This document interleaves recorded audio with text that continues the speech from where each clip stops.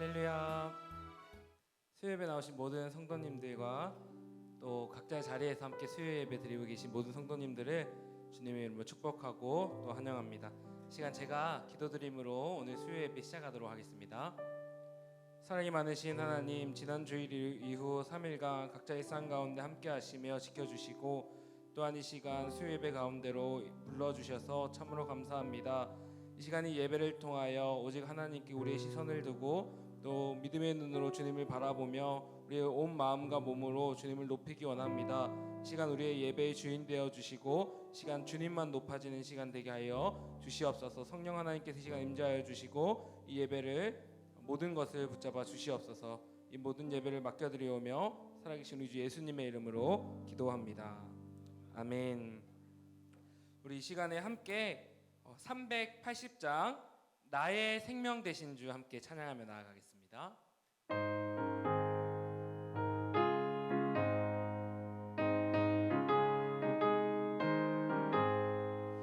나의 생명 되신 주 주님 앞에 나아갑니다. 죄 흘린 보혈로 정케하사 받아주소서.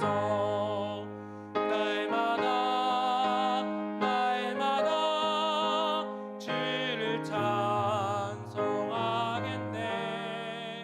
주의 사랑 줄로서 나를 굳게 잡아 매 괴로운 세상 지낼 때 나를 인도하여 주소서.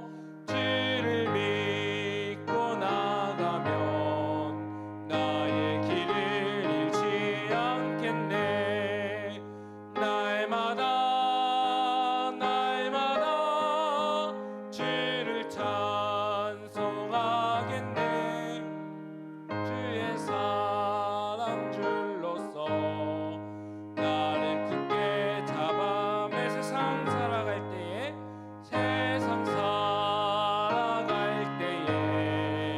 주를 더욱 사랑합니다.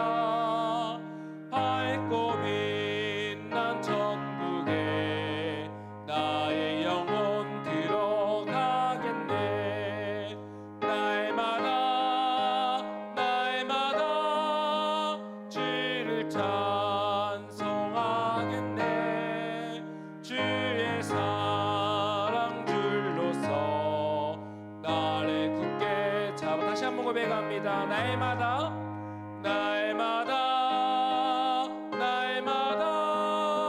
주를 찬송하겠네. 주의 사랑 줄로서 나를 굳게 잡아 매소서. 아멘. 아멘. 이 시간 우리 함께 고백한 것처럼 날마다 주님 찬송하며 주께 붙들린 저희들 되시기를 축복합니다. 우리 370장 주 안에 있는 나에게 함께 찬양하며 나아갑니다.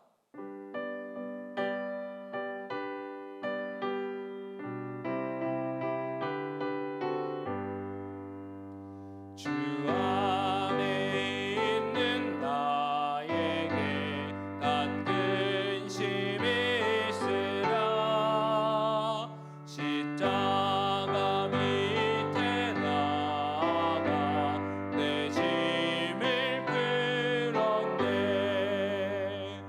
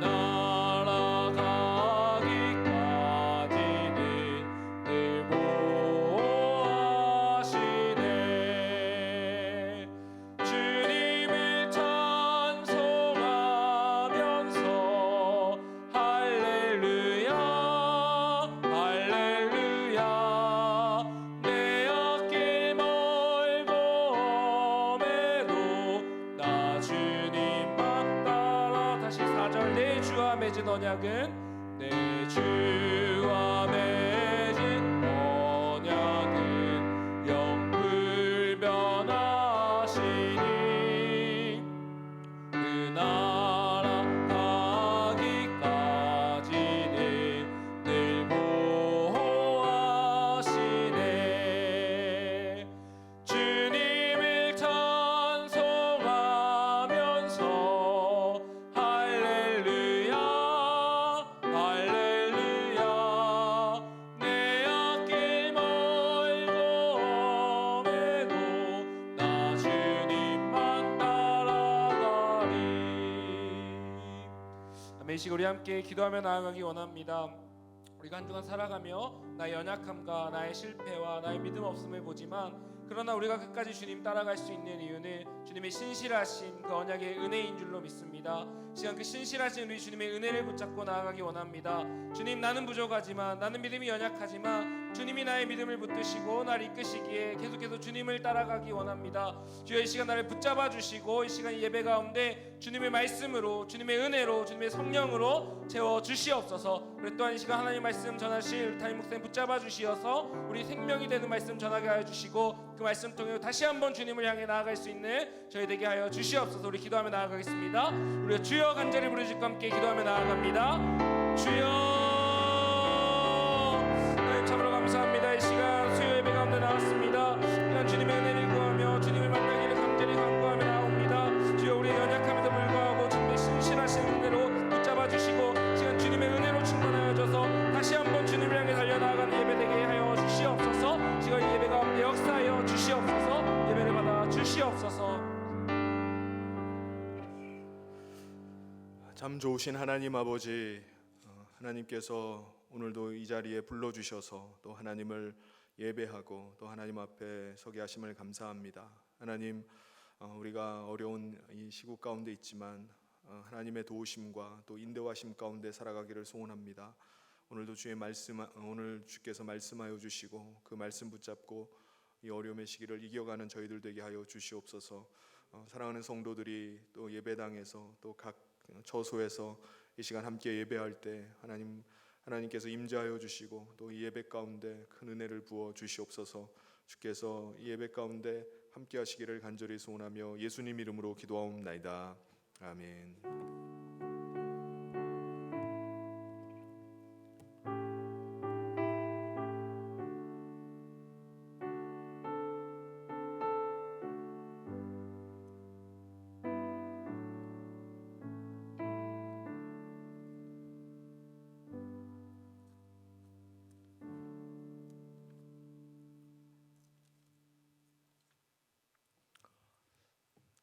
오늘 수요예배해 주신 하나님의 말씀은 사사기 17장 1절부터 6절까지 말씀입니다.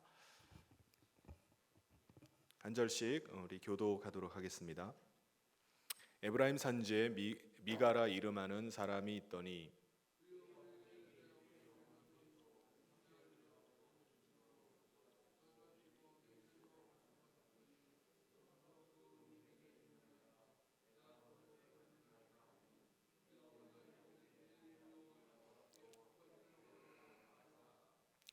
미가가 은 1,100을 그의 어머니에게 도로 주매 그의 어머니가 이르되 내가 내 아들을 위하여 한 신상을 새기며 한 신상을 부어 만들기 위해 내 손에서 이 은을 여호와께 거룩히 드리노라. 그러므로 내가 이제 이 은을 내게 도로 주리라.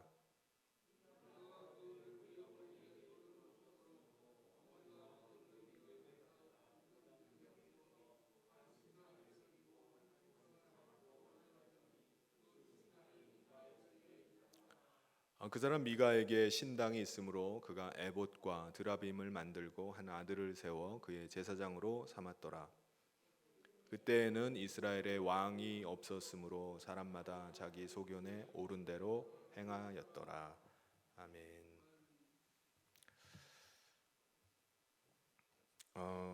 이제 5월이 가정의 달입니다. 그래서 오늘 함께 이 가정에 대한 말씀 함께 나누고자 합니다. 제가 유학 중에 경험했던 미국 사회는 신용을 굉장히 중요하게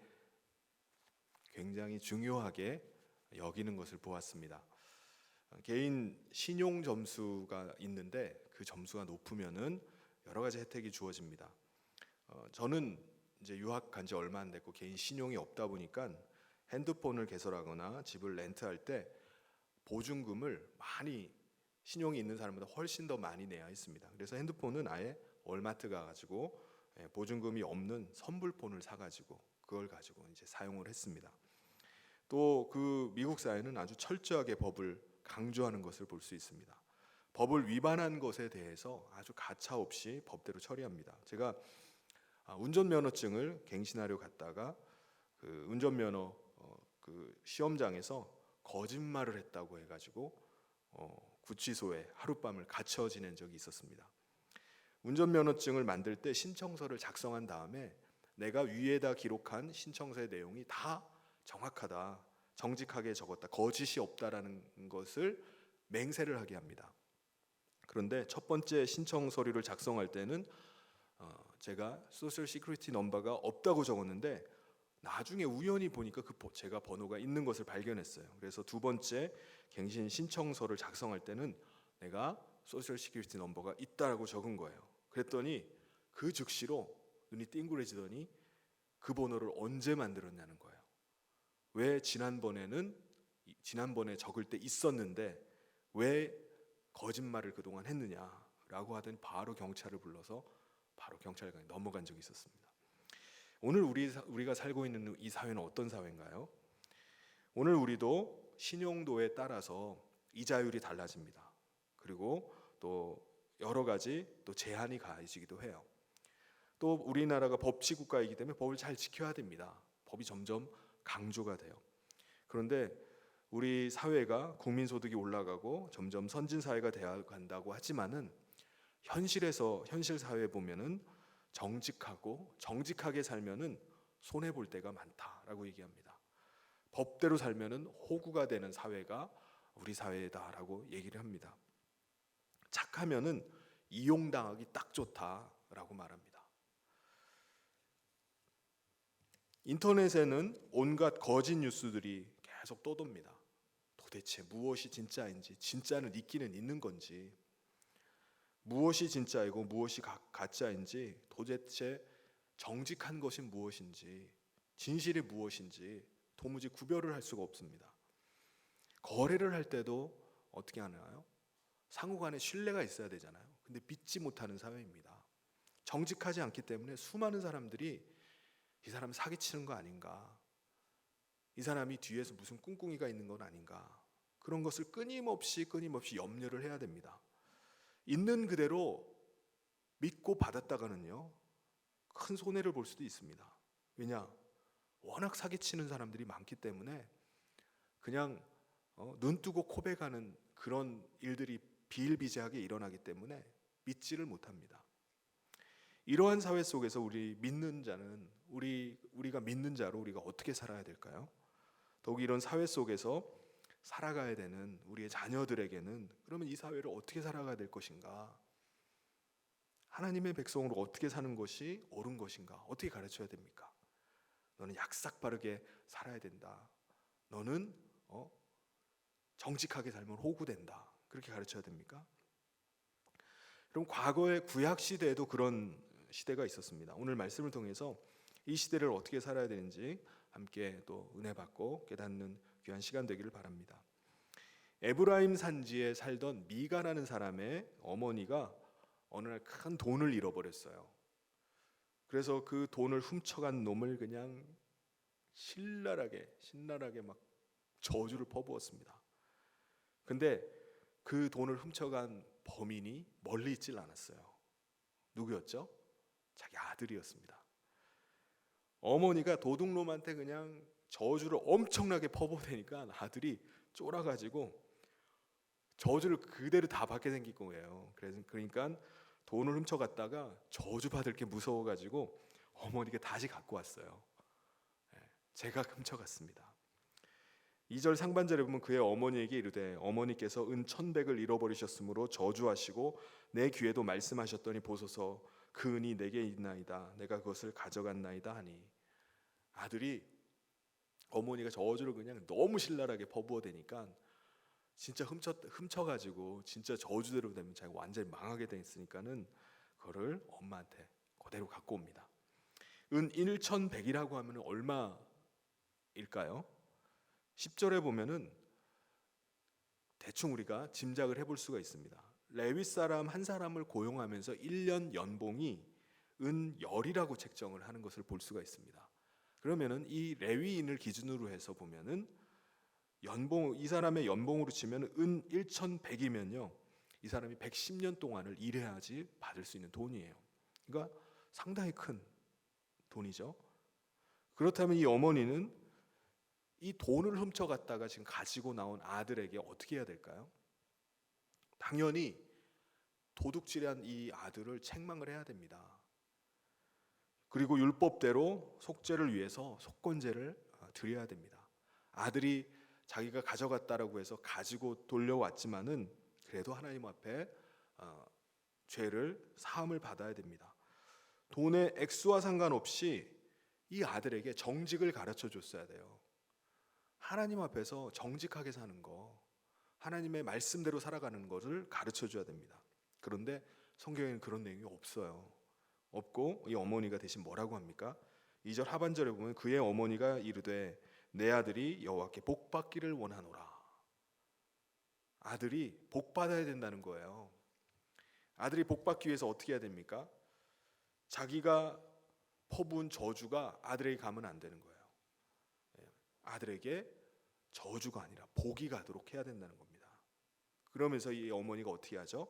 아들이 가지고 온 돈, 어머니 제가 이 돈 훔친 거 가져왔어요 라고 가지고 오니까 어머니가 3절에 보면 미가가 은 1,100을 그의 어머니에게 도로 주매 그의 어머니가 이르되 내가 내 아들을 위하여 한 신상을 새기며 한 신상을 부어 만들기 위해 내 손에서 이 은을 여호와께 거룩히 드리노라. 자기 아들이 저주받지 않도록 하기 위해서 이거를 이 은돈을 하나님께 바쳐야 된다는 거예요. 거룩하게 구별해서 바치겠다는 겁니다. 그리고 아들이 가져온 돈을 나는 이 돈이 많나 봐요. 그러니까는 아들에게 받고 아들에게 다시 돈을 돌려줍니다. 그리고 그 돈만큼 내가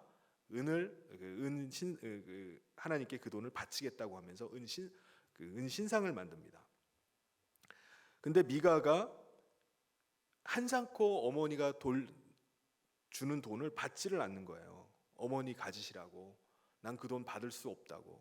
내가 훔쳤던 돈인데 내가 도로 받으면 어떻게 하냐고 어머니가 자꾸 돌려줍니다. 4절에 미가가 그 은을 그의 어머니에게 도로 주었으므로 어머니가 그 은 200을 가져다 은장새기에게 주어 한 신상을 새기고 한 신상을 부어 만들었더니 그 신상이 미가의 집에 있더라. 결국은 하나님께 거룩하게 내가 구별해서 바칠 테니까 너희 돈 가져. 어머니가 아들이 훔쳤다가 가지고 돌려주는 이 돈을 다시 아들에게 돌려줍니다. 나는 받은 걸로 칠게. 그리고 그 돈은 하나님께 바치도록 할게 하면서 어머니가 한 게 뭐죠? 아들을 위해서 은 200을 들여가지고 신상을 부어 만듭니다. 하나님께서 너를 위하여 새긴 우상을 만들지 말라 이렇게 말씀하셨는데 이 어머니는 아들을 위한다고 하면서 새긴 우상을 새겨가지고 거기다 은을 부어가지고 은신상을 만드는 거예요. 여러분 미가의 어머니도 하나님을 믿는 사람이었습니다.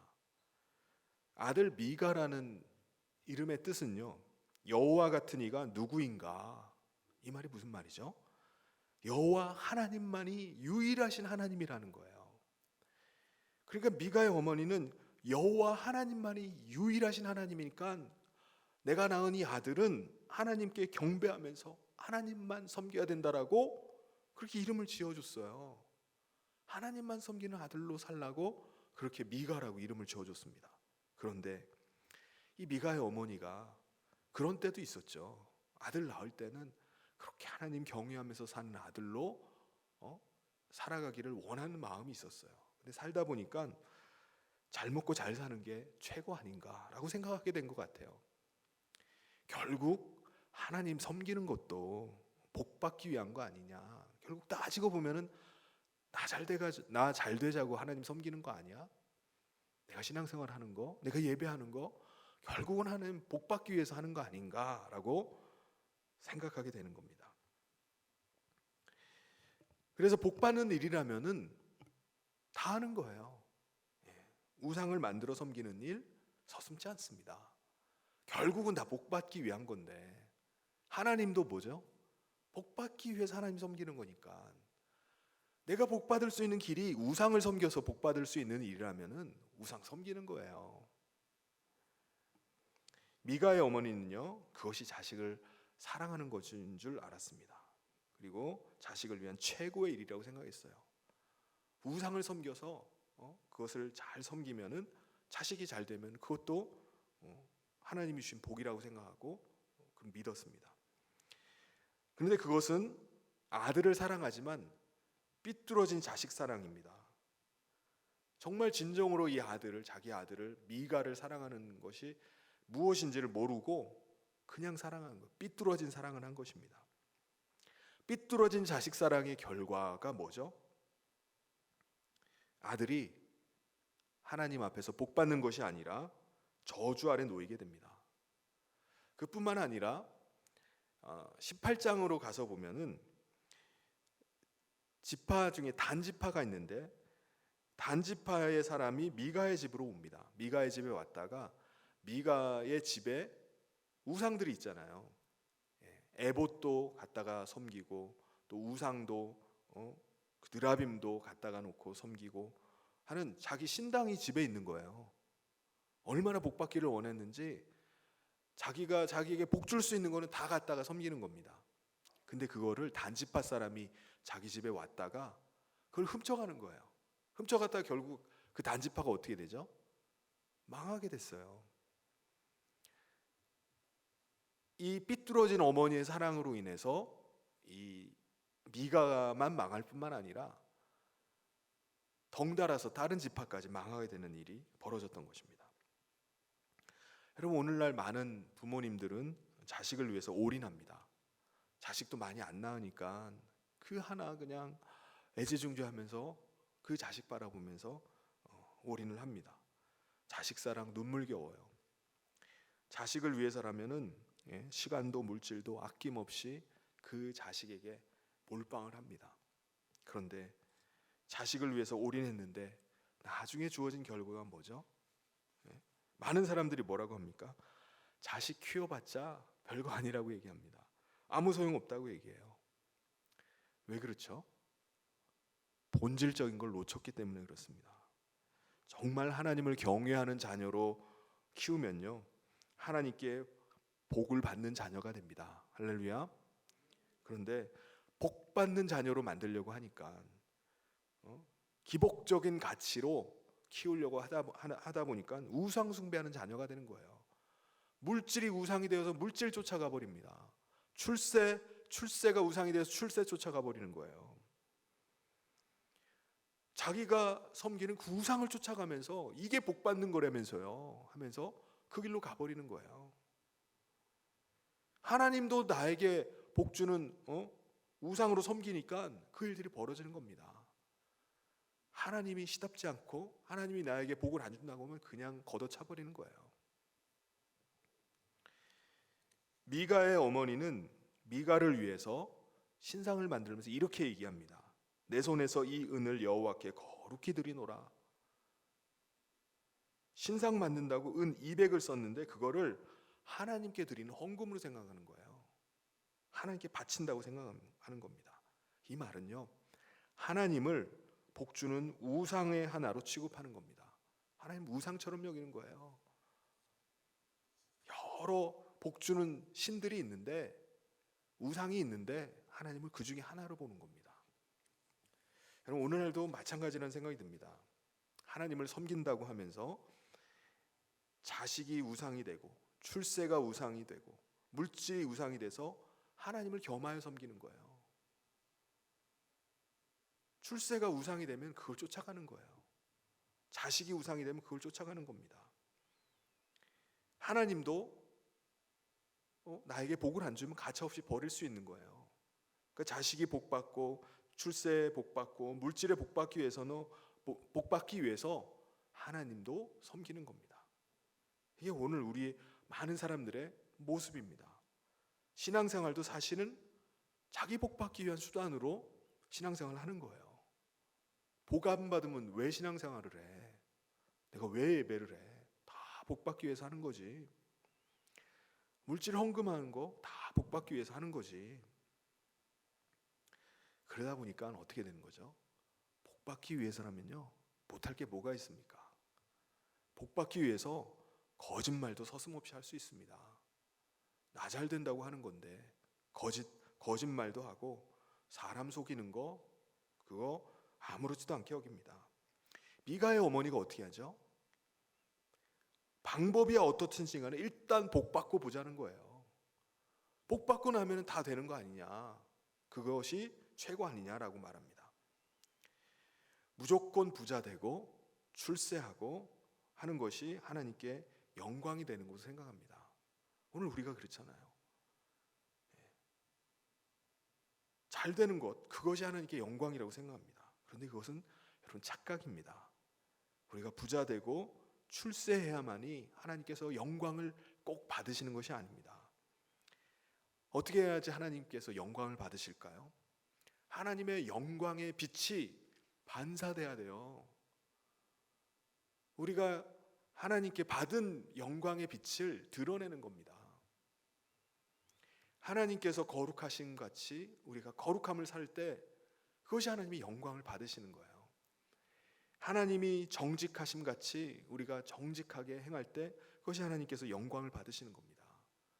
우리가 빛을 발하는 게 아니에요. 하나님의 빛을 받아서 반사하는 겁니다.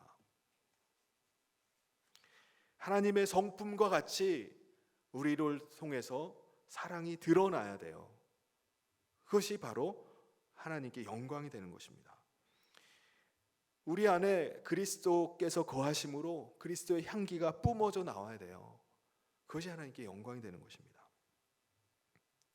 그래서 부모는 자녀에게 부자 되는 것보다 하나님과 같이 정직하고 거룩한 것을 가르쳐야 됩니다.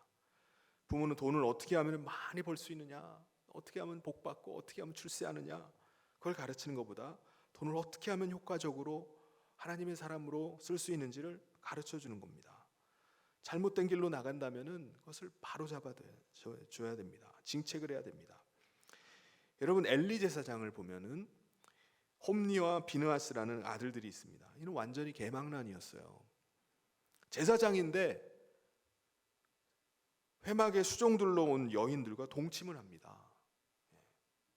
성경의 표현대로 하면은 하나님의 제사를 완전히 멸시하는 자였어요. 그런데 엘리 제사장은 그걸 알고 있었음에도 불구하고 눈 감아줍니다. 그럴 수도 있지 뭐. 징책을 하지 않아요. 그런데 그 결과가 뭡니까? 두 아들이 죽임을 당합니다. 하나님께서 그들을 치셨어요. 그리고 엘리도 아주 비참한 말로를 맞게 됩니다. 가장 큰 문제는 이 집안이 이가봇이 됐다는 거예요. 이가봇이 뭡니까? 하나님의 영광이 떠나버린 거예요. 하나님의 영광을 받아서 반사를 해야 되는데, 하나님의 영광의 빛을 드러내야 되는데 이걸 안 하니까 하나님의 영광이 떠나버리는 거예요. 아들을 사랑하기 때문에 징책하지 않는 거예요. 그 결과 두 아들이 죽고 자기도 아주 인생의 비참한 최후를 맞습니다. 하나님의 영광이 떠나버린 거예요. 여러분, 우리의 자녀들이 복받기를 원하시죠? 그렇다면은 징책하는 것이 필요합니다. 주일 성수하지 않을 때, 온전한 11조를 드리지 않을 때, 내 자식이 거짓말을 하고 있을 때, 불의한 길로 나갈 때 부모는 징책을 해야 됩니다.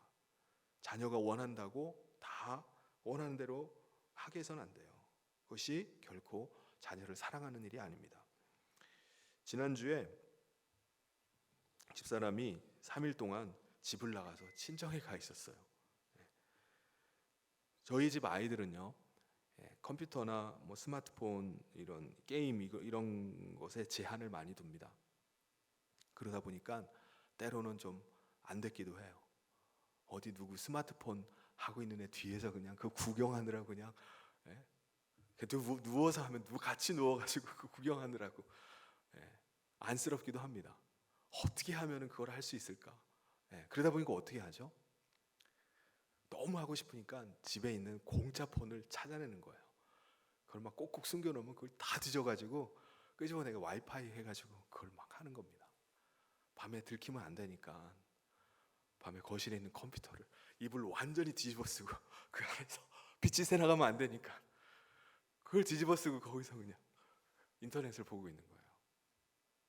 그런데 아이들의 그 정직하지 못한 거, 계속 속이는 거, 몰래 해놓고 걸려도 발뺌하는 거, 오리발 내미는 거, 그게 자연스럽게 나와요. 그러다 보니까 아이들을 내보낼 수 없으니까 내가 나가겠다. 그래서 집사람이 가버렸어요. 친정으로. 3일 동안 아이들이랑 저랑 같이 있으면서 아이들이 처음에는 막 울분을 토하는 거예요. 우리가 뭘 잘못했다고.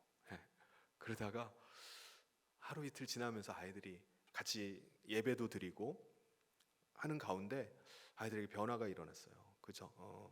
아이들이 자기 스스로의 잘못에 대해서 정직하게 보기 시작하고 회개하기 시작했습니다. 그래서 그 다음 날 이제 수요일 날 집사람이 오게 됐는데 가족 회의를 하면서 많은 이야기를 서로 나누게 됐어요. 그리고 아이들이 결단을 하게 됐습니다. 물론 결심한다고 해서 꼭 지켜지는 건 아니죠. 그래도 아이들이 자기 손으로 이렇게 기록도 남겨놓고 내가 앞으로 이렇게 살아야 되겠다, 이런 결단들을 적어놓는 시간을 가졌어요.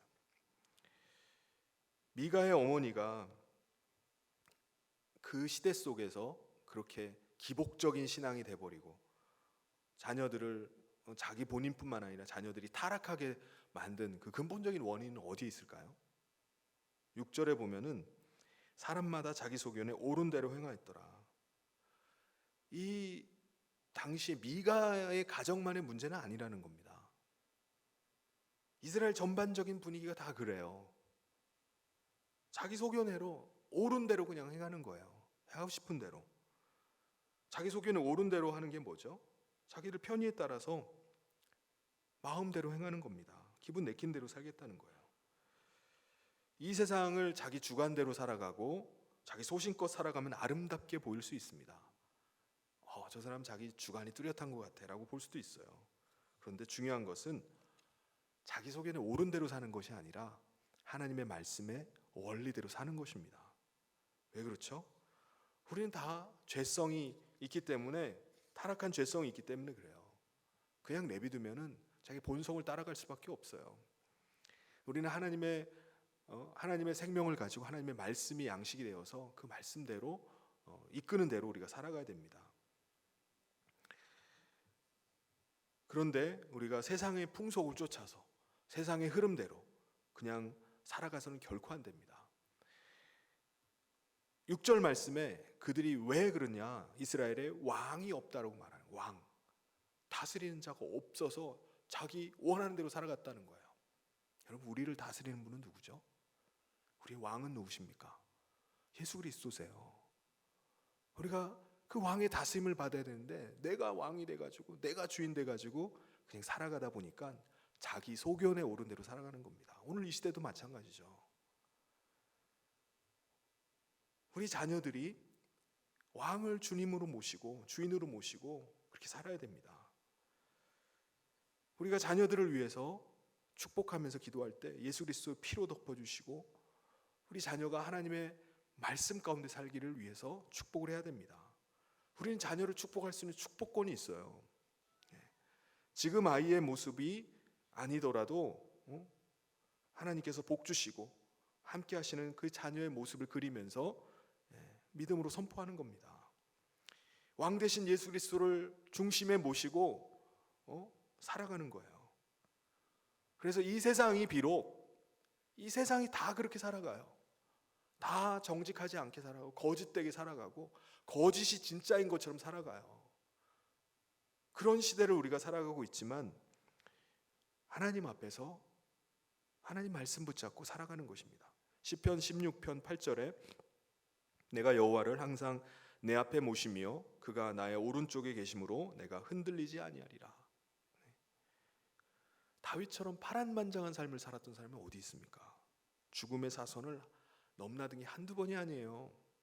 그런데 그렇게 힘들고 어려운 인생을 살아갔지만 다윗은 항상 내가 하나님을 내 앞에 모시고 살아간다고 말했어요. 그래서 흔들리지 않는다는 거예요. 아무리 어려운 삶이 와도 나는 흔들리지 않아. 왜? 나는 하나님을 내 앞에 모시고 살아가기 때문이라는 거예요. 우리 자녀들도 마찬가지입니다. 오늘 이 시대가 아무리 흔들리고 진짜가 가짜고 가짜가 진짜 무엇이 참된 것인지 모르는 오늘 이 시대, 다 자기 소견에 옳은 대로 살아가는 오늘 이 시대에 주님이 내 편에 계심으로, 왕 대신 주님을 내가 모심으로 내가 흔들리지 아니하리라, 그런 고백을 할 수 있기를 바랍니다. 여러분, 오늘 우리가 얼마나 흔들리고 있습니까? 오늘 우리도 흔들리고 있다면 그것은 왕 대신 주님을 내 앞에 모시고 있지 않기 때문입니다. 내가 이렇게 살아가는 것이 맞는 것인지, 내가 정직하게 살아가는 것이 맞는 것인지, 세상은 다 이렇게 살아가는 거를 호구라고 말하는데 내가 이렇게 살아가는 것이 맞는 것인지, 나도 흔들릴 때가 있어요. 그런데 내가 요동치 않는 이유는 주님을 내 곁에 모시기 때문입니다 라고 고백할 수 있기를 바랍니다. 그래서 오늘 우리가 이 세상을 살면서 우상을 섬기는 것이 아니라, 세상을 쫓아가 버리는 것이 아니라, 아무리 세상이 타락해 간다 할지라도 나는 왕 대신 주님을 내 마음 가운데 모시고 그 주님 앞에 살아가겠노라, 그렇게 믿음으로 선포하며 나갈 수 있기를 소원합니다. 그래서 왕 대신 주님의 통치를 받고 그분의 다스림 아래 살아갈 때 이것이 가장 행복한 삶, 그것이 정말 복된 삶인 줄 믿습니다. 그래서 우리가 왕 대신 주님을 모시고 살아갈 뿐만 아니라 우리 자녀에게도 그 주님 모시고 믿음으로 살아가는 자녀로 양육하는 저 모든 성도님 되시기를 주님의 이름으로 축원합니다. 우리 이 시간에 같이 찬송 같이 하도록 하겠습니다. 찬송 390장 우리 같이 찬송하겠습니다.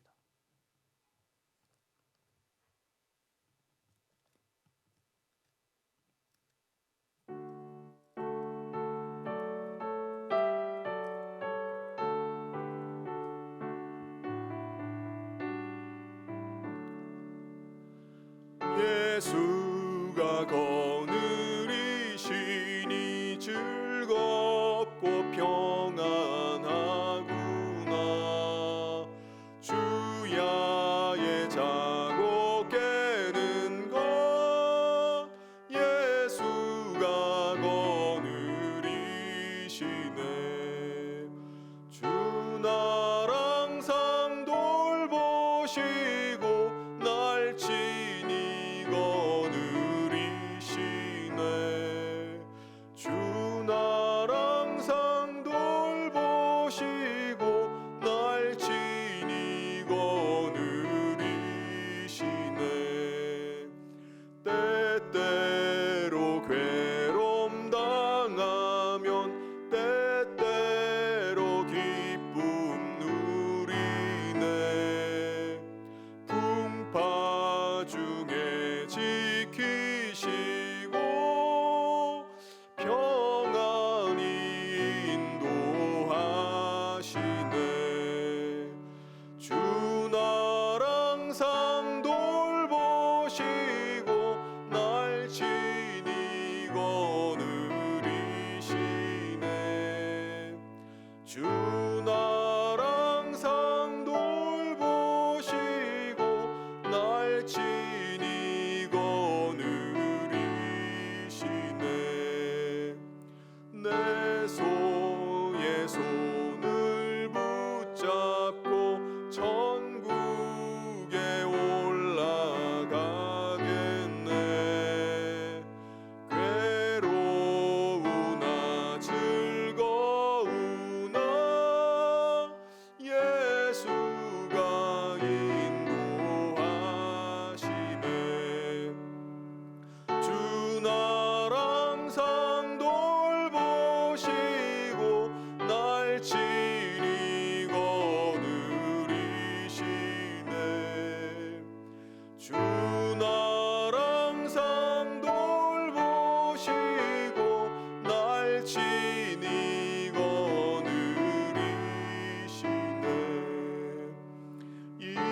세상이 멸할 때에 마귀의 권세 이기네. 천국에 가는 그 길도 예수가 거느리시네. 주 날 항상 돌보시고 날 친히 거느리시네. 주 날 항상 돌보시고 날 친히 거느리시네.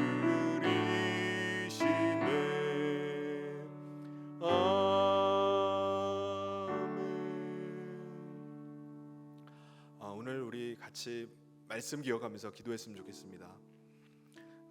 미가의 어머니가 시류에 따라서 그의 아들을 낳았을 때 그 가졌던 그 믿음 다 잃어버리고 그냥 자기 소견에 옳은 대로 복 받는 것이 최고라고 생각하면서 이렇게 변했던 것처럼 오늘 이 시대도 우리 믿는 자로서 우리의 신앙이 많이 흔들린 때인 줄 압니다.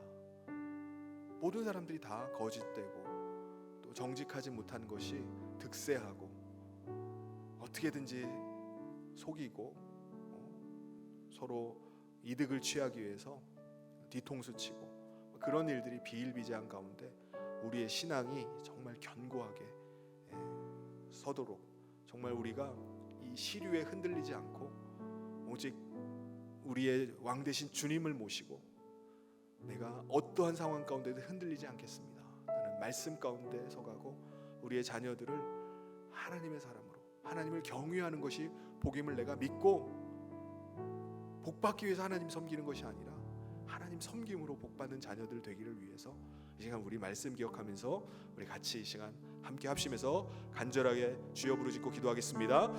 주여 하나님 아버지 하나님께서 오늘 이 시간에 또 아버지는 가정의 달을 맞이하여서 우리가 이 시대 가운데 아버지 많은 가치관들이 흔들리고 또 아버지 하나님 정직하게 살아가고 또 아버지 하나님 거짓 없이 살아가는 것이 아버지 하나님 어리석게 보이고 손해보는 아버지 하나님이시여 이 시대를 살아가고 있음을 봅니다.